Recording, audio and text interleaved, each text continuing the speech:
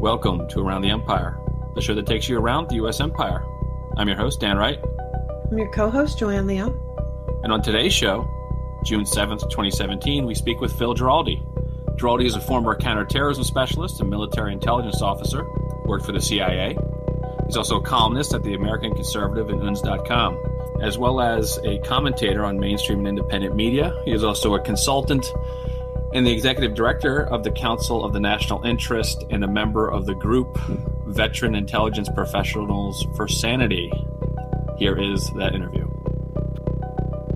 Welcome, Phil. Thanks so much for doing our show. How's it going, Phil? Thank you for having me on. So today I thought we might talk about the article in the American Conservative, one of your many. I follow all of them. This one's titled, "Do HighLevel Leaks Suggest a Conspiracy? National security officials may see themselves as patriots, but their methods set a dangerous precedent." I found that very interesting, and it also, with all of the series of events that have happened, I count sort of four major things that have happened since the election. You know, first we had some type of effort to influence, to change the electoral college votes, and that didn't happen. And then since then, we've had an ongoing effort to create the circumstances for impeachment, or to prove that there's reason for impeachment. I think there's also an organized effort to drum up public pressure to force a resignation. And then the less, I'm not entirely sure about this one, but there seems to also be an effort to, and it's been written, to declare him Trump incompetent, to maybe remove the people in his inner circle who he trusts the most, you know, to increase, sort of to gaslight him, to maybe create the opportunity to use, Article 25. And so when I read this article and I saw that you and some of your colleagues, former intelligence and law enforcement, suspected that something like that might also be going on, to be honest, it sort of confirmed what I also suspected, even though it's not something I would like to believe is happening. So, could you share with us your experience and thoughts on the subject? Yeah, well, you pretty much have outlined some of the incidents that have been taking place. What I specifically was looking at, I've written a couple of articles on the subject, was the intensity and frequency of the leaks of classified information that have been surrounding the Trump administration even since before he was inaugurated. In the beginning, one might have said, well, this is the usual kind of dissidence that one expects with a transition from one administration to the other, with some holdovers from the old administration, some people who are really pissed off because they're now unemployed in the new administration, so on and so forth. But the stuff has not abated. And it's, to me, the key factor here is that the type of information, when you're getting information that relates to transcripts of telephone intercepts or highly classified, highly sensitive intelligence operations, that kind of information is very tightly held in the national security organization, generally speaking, and the people who are leaking this have to be at the very top of the organization. And if you put all that together, it suggests that if it's not a conspiracy, it's at least a bunch of people who are kind of seeing things the same way and are pursuing an agenda. What makes this particularly scary, of course, is this is like the old Roman Praetorian Guard, where the guys who are there to provide security around the government, the administration, suddenly realize that they can change the leader when they feel like it. And once they do it, it's going to become something that they'll do again. I was wondering, it's interesting is that they caught this, put this into the news for people who don't know, that a report that appeared in The Intercept appears to have been from a leak by a contractor, another one of these contractors.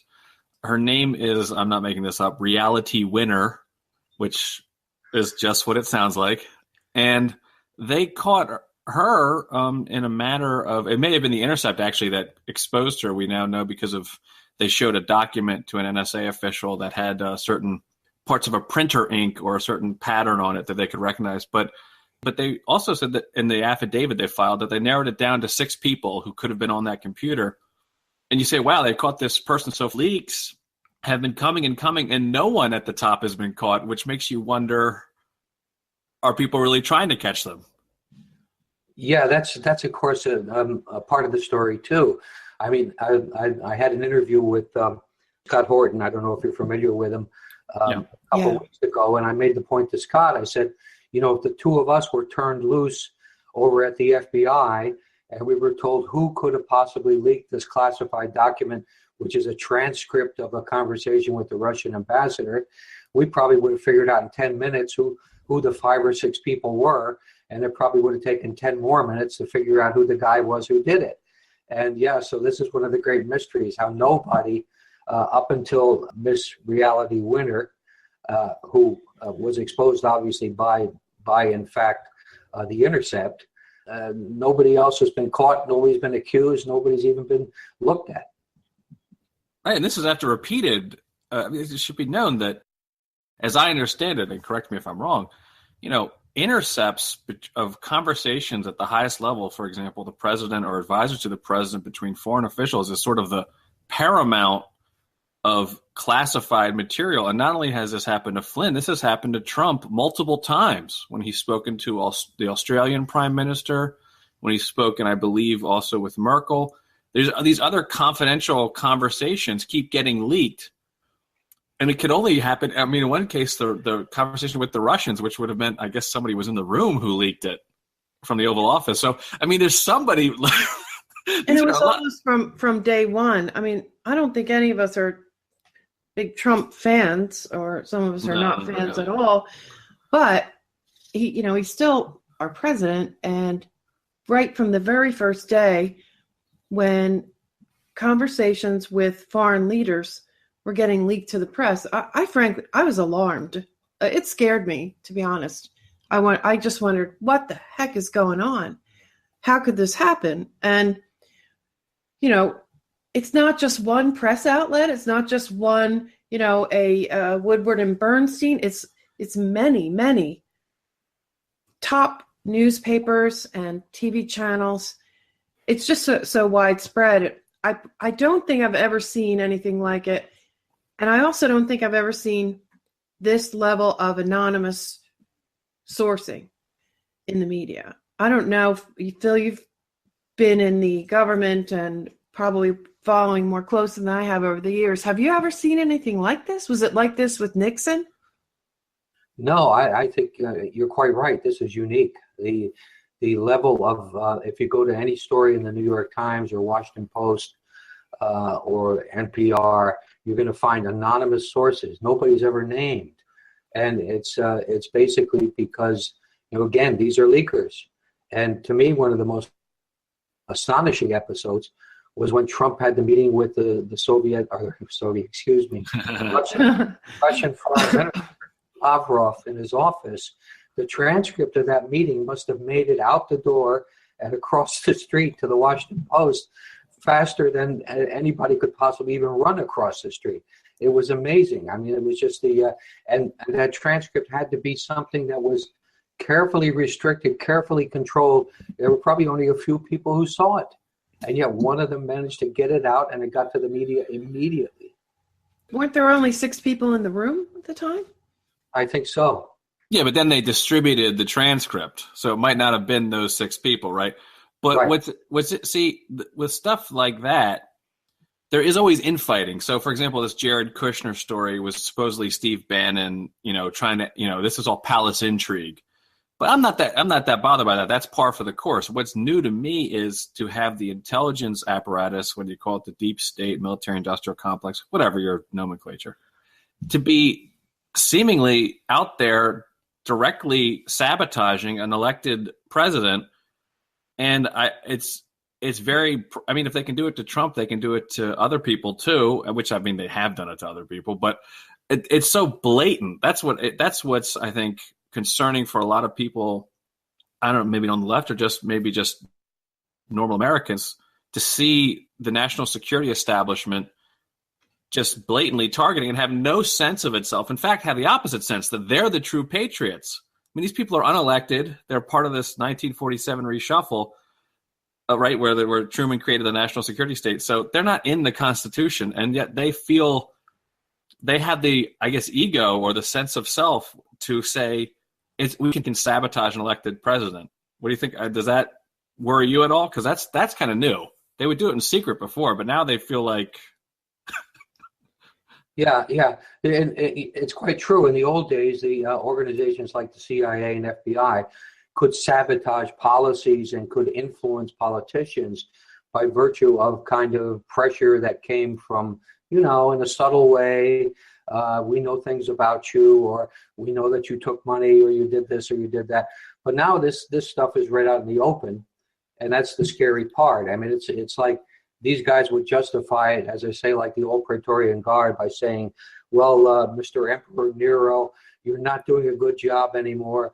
We're going to act on behalf of the Roman people. This is the same kind of thinking that's going on. These guys, to be sure, a lot of them are also very much career motivated, and they have personal interests in a lot of this stuff.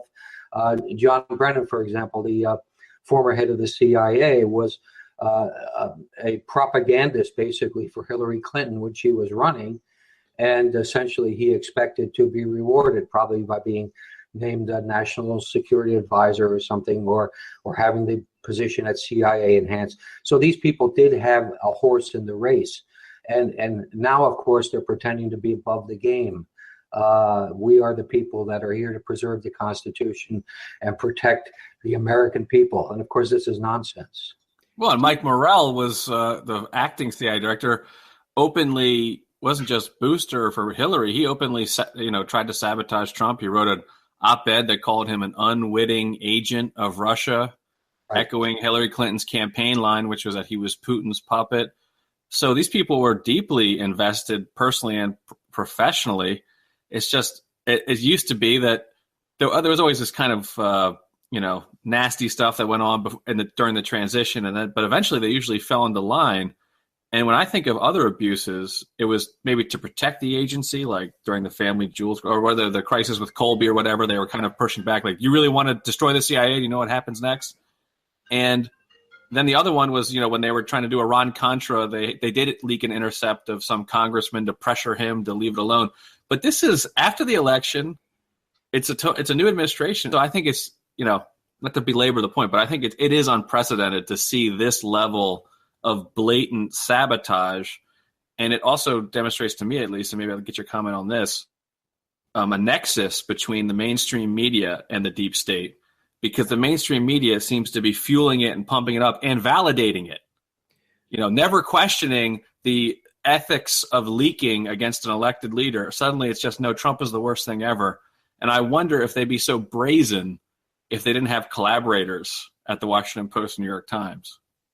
Yeah, no, that's absolutely correct. I mean, what this stuff comes down to is the establishment of a narrative, and the narrative that's being established is a job that's basically done by people inside the government and the people outside the government in the media. I would even cite, for example, the story that broke 2 days ago about this latest NSA document.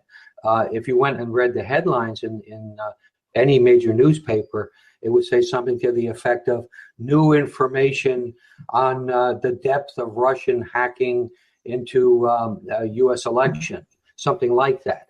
But the fact is, if you read the document itself and even read the intercept coverage, which was almost unreadable, but even if you read those things, you would realize, hey, this actually demonstrates the opposite, that there was a little bit of probing going on a few days before the election, but in no way could this have influenced the election or determined who was elected president.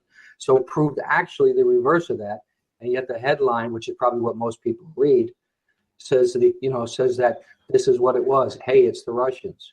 And it was already reported by the Washington Post a month earlier. There's a massive amount of headline manipulation going on. That's not a new thing, but again, it's the level.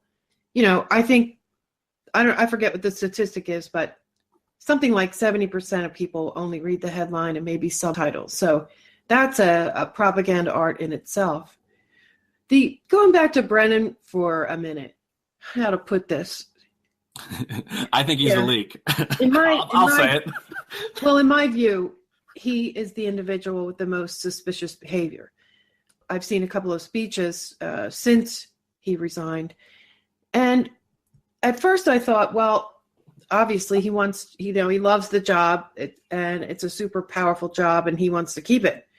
But then I was told, well, no, Hillary had Michael Morell in mind for that job. What do you think? Was he going to try to stay in that position? Did he want the DNI? Did he want something else? Or NSA, National Security Advisor, right? Yeah, I would think National Security Advisor or Director of National Intelligence would have been jobs that he would have sought. Now, the thing is, you're quite correct in bringing up Brenner, because Brenner is the key player in this. Brenner is the guy who could have gone to the Brits and asked the Brits to forward whatever information they had on Michael Flynn, whatever other embarrassing information they might have on other people connected to the Trump campaign. And what about this report that was ginned up by a former British intelligence officer that was released in January that basically had Donald urinating on a prostitute in Moscow? I mean, Brennan is the guy that could have made all this happen. And I don't know if he did, but certainly if I were looking for someone really suspicious, it would be Brennan. And he'd have a motive because he hated Flynn. Him and Michael Flynn went back and forth. Rumors have it that Flynn's firing was connected partly to his trouble with Brennan. I mean, if anybody wanted to, I'm trying not to use a word that we use from the Nixon era about screwing someone over, RF with belonging to rats.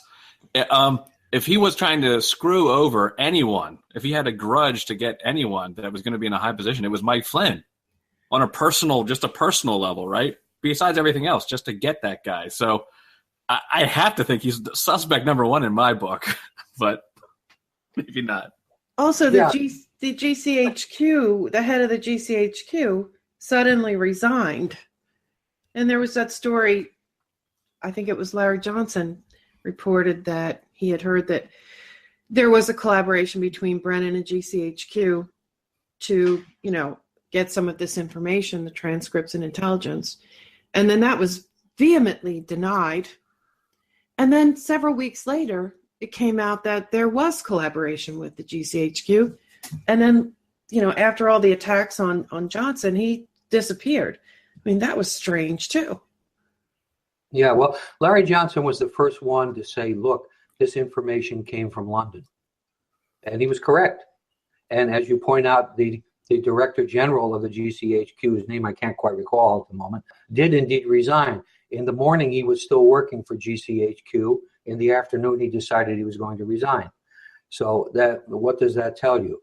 To me, it was a clear sign that he had his private collaboration with Brennan or with someone else, like maybe Clapper, had been discovered by the British government, and they decided they wanted to, shall we say, disengage from that.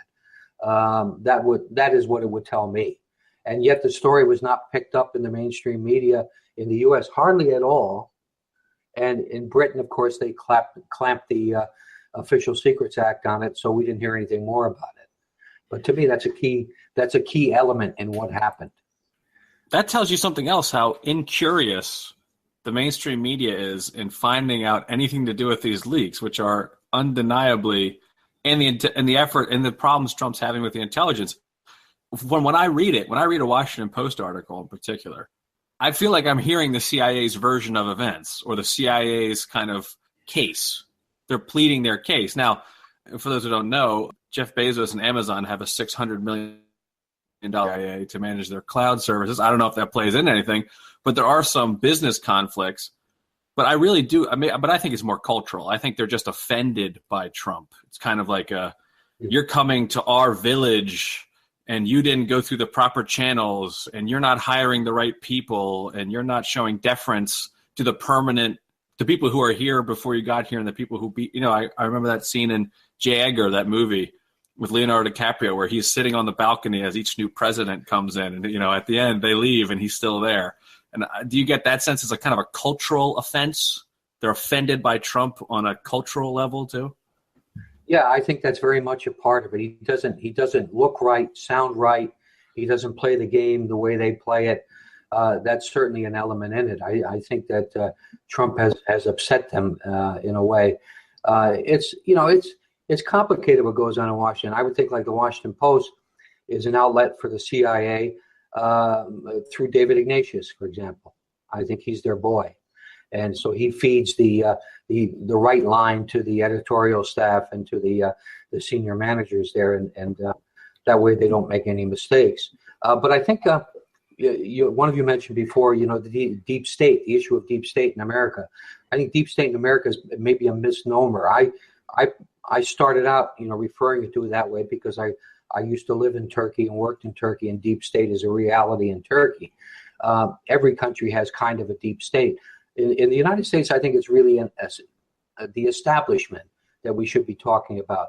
And the establishment runs on an axis from New York to Washington with a sub-office in Hollywood. And I think that's kind of basically what it is. And if you see how opinion is shaped, how divergent opinions do not surface to people who are pushing against the system, against the establishment, these people are not allowed inside the house with their shoes on. So I think there's a lot of that going on. And Trump just about broke every single rule, a lot of it self-inflicted. But the fact is they hated him from the beginning. They hate him now, and they will always hate him. But that's not a good enough reason to just hate them. I agree with you. But it seems like there's got to be something more than that. They have to be worried, feel threatened by him.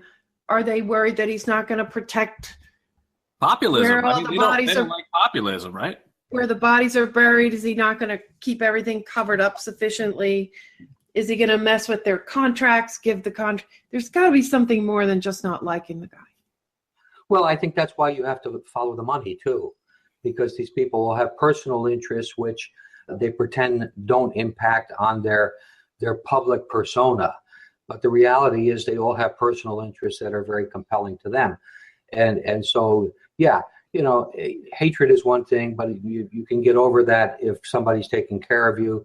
I think a lot of these people, what we're seeing is a loss in status and in power, which is kind of a amorphous thing. And that's why we see so many of these former officials just lining up and taking shots at Trump and the Trump administration. And I would say, you could argue that they're doing that because Trump has been screwing up so much, which of course he has. But the fact is, this started long before Trump screwed up.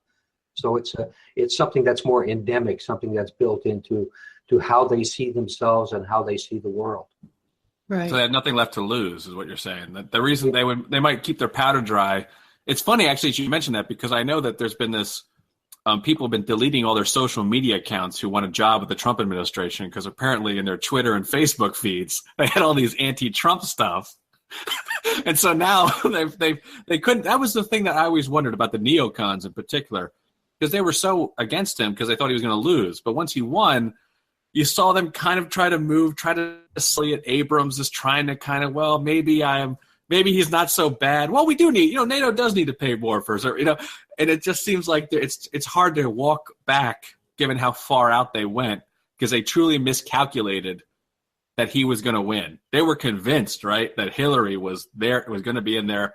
And in fact, they started trashing him maybe even more to ingratiate themselves with who was going to be the new power. Does that make sense to you? Oh, it makes absolute sense. I know some of the neocons, and I know that they were basically counting their pennies and everything in terms of, with the new Hillary administration coming in, where they would be moving to. They had jobs already lined up. And the fact that when Trump came in, he knew who was stabbing him in the back. I mean, there was, what was that letter signed by about 250 neocons? Oh, yeah. Yep. That he was incompetent, that he was insane. Well, I mean, all of which may have been true in retrospect. But the fact is that they misjudged it very badly, and this was all about them. It wasn't really about what's good for the country. It never is. And Bob Kagan was one of the chief architects of that letter, and his wife, Victoria Newland, was fired right away. Right. There was a cheer coming up from my house when that happened. Here too. Hey, I know we have to let you go soon. So there's one other thing I noticed about something I didn't know about you. In Wikipedia, it says that in 2005, you debunked the Yellow Cake claims and said that they were created, if this is accurate, they were created by Michael Ledeen and others. And you talked about a Cheney plan to attack Iran if there was another 9/11 type attack. Is that fairly accurate? Well, yeah, it is kind of.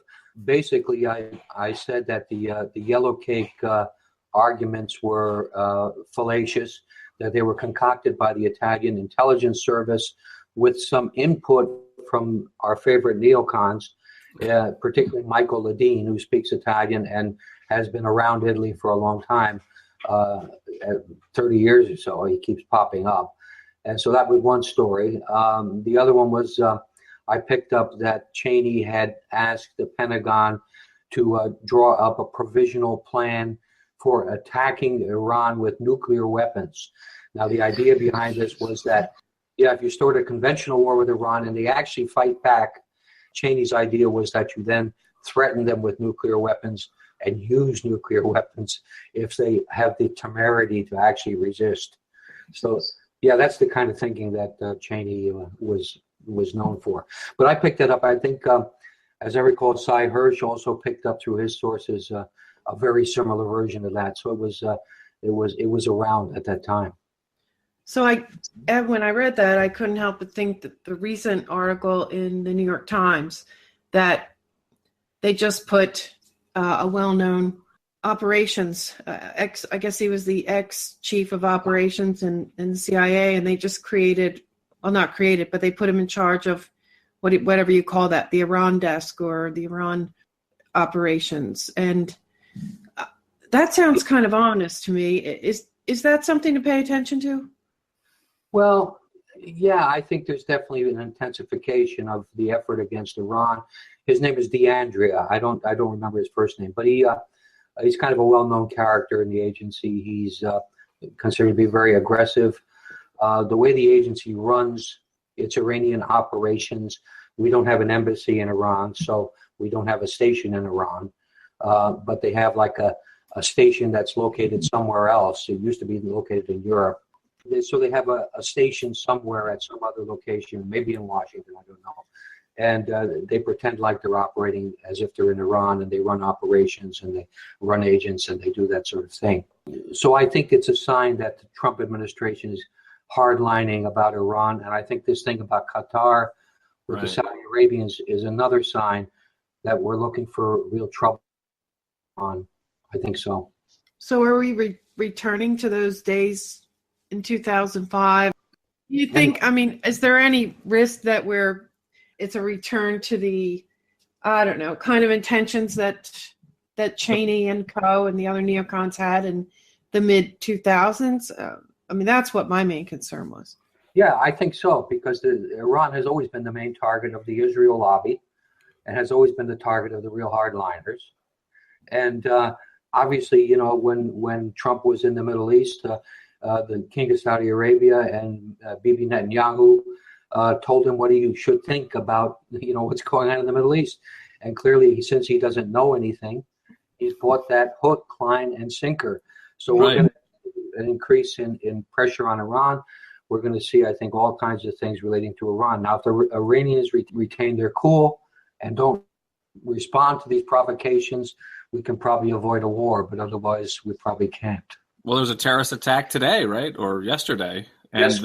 They're blaming Saudi Arabia explicitly, and there's video of the Crown Prince, who apparently is the actual person running the government, not the king, saying we're going to take the fight inside Iran in relation to the Yemen. So, how cool can they stay if people are, bombing things in Tehran and they can connect it back to either Saudis directly or more likely proxy forces that the Saudis are supporting, like ISIS? Yeah, remember that the Saudis have good connections with ISIS, as do the Israelis. So there are all kinds of people that have a finger in this pie, I'm afraid. Yeah, anything is possible. Phil, is there anything else you'd like to say before we wrap up this interview? No, I just think I think we're at a very dangerous moment right now. I think we have a president who is completely inexperienced, doesn't listen to anybody, and doesn't make very good decisions.